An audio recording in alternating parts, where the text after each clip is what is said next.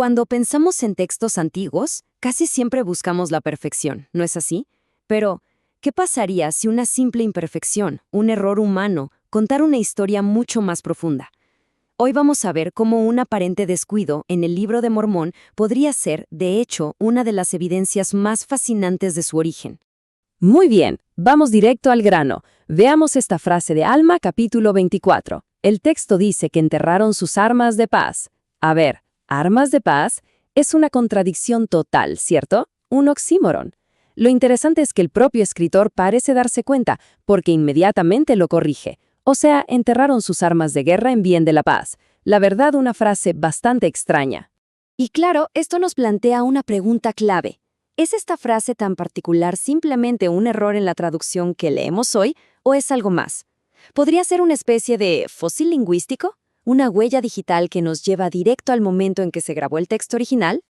Para resolver este misterio, empecemos con la primera pista. Y no está en las palabras, sino en el material sobre el que fueron grabadas. No estamos hablando de papel o papiro. Era un lienzo muchísimo más exigente. Y aquí es donde entra una declaración que es crucial, la de los 8 testigos, quienes afirmaron haber visto y tocado las planchas originales. Pongan mucha atención a cómo las describen. No solo dicen que era una obra antigua, sino de hechura exquisita. Y esta frase, hechura exquisita, es la clave de todo. No habla de un simple documento, sino de una auténtica obra de arte. Implica un trabajo artesanal de un nivel altísimo, con un valor técnico y estético inmenso. O sea, no pensemos en esto como un simple cuaderno de notas. No, pensemos en una pieza de orfebrería, una joya. Entonces, el punto es este. Nadie daña una obra de arte por un pequeño error. A ver, pónganse en el lugar del grabador por un segundo. Después de horas y horas de trabajo, comete un desliz. ¿Qué hace? ¿Iba a tomar un cincel y raspar el metal, dejando una cicatriz horrible en su obra? Imposible.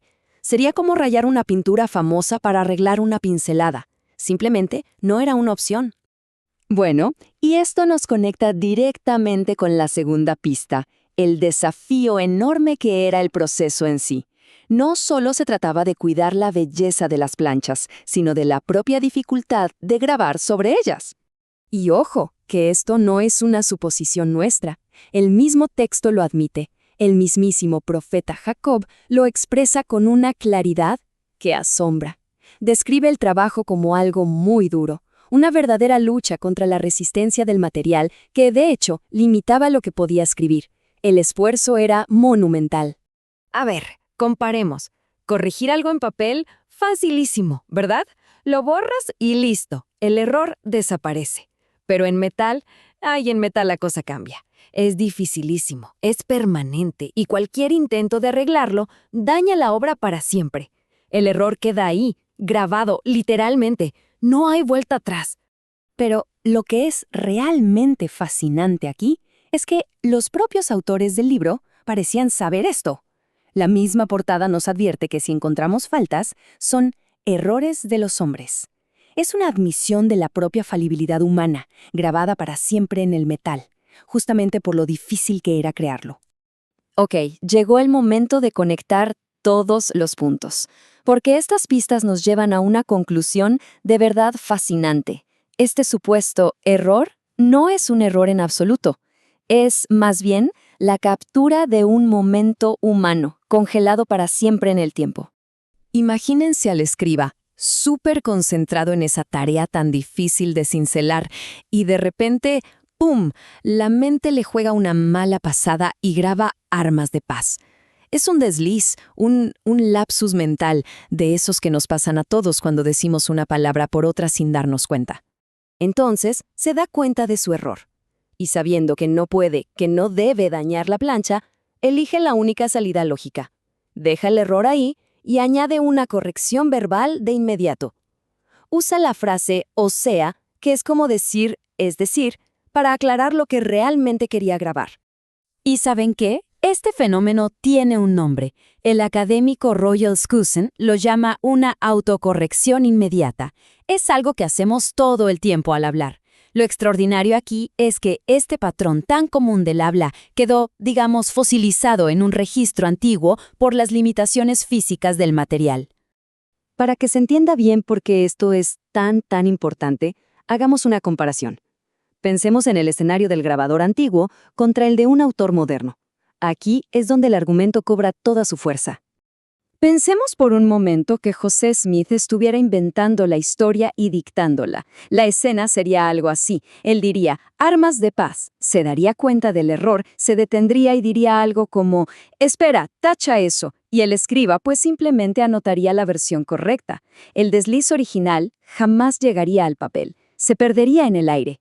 Pero el error sí está escrito. Ahí está, en el texto que tenemos hoy. Y esto es lo que lo cambia todo. La presencia de esa frase, armas de paz, contradice por completo la idea de un dictado moderno. Entonces, la única explicación que realmente tiene sentido para que tanto el error como su corrección inmediata estén en el texto final es que el traductor no estaba inventando, estaba leyendo un documento físico, un texto que ya existía y que no se podía cambiar. Estaba traduciendo lo que tenía enfrente, con todo y sus imperfecciones humanas. Así que, en conclusión, esa frasecita tan rara se convierte en una pieza de evidencia interna potentísima.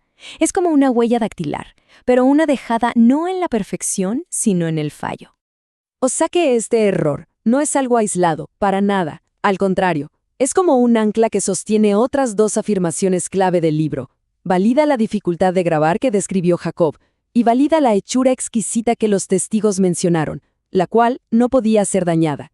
Es una de esas joyas ocultas que, cuando las encuentras, conectan y le dan una fuerza increíble a todo el relato.